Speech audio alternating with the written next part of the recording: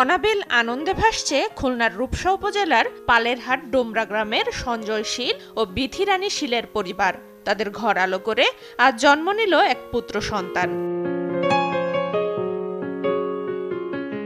আমরা খুব খুশি, তাই ঠাকুরের কাছে প্রার্থনা করি যে ওরা যাতে মানুষের মতন মানুষ হয়। ছেলে হয়, আমরা সবাই খুব খুশি বাচ্চার জন্য। সুস্থ একটা বাচ্চা হয়েছে, আর আগামী দিনের ভবিষ্যৎ যাতে ভালো হয় আমাদের সেই চিন্তাই আছে।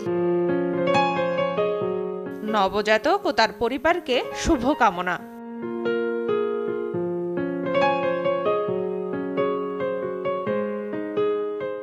আমাদের লিটল স্টারের চাই double care twinkle baby soap, ত্বকে রাখে কোমল আর অ্যান্টিব্যাকটেরিয়াল ফর্মুলা রাখে জীবাণুমুক্ত। শুরুটা হোক যত্নে।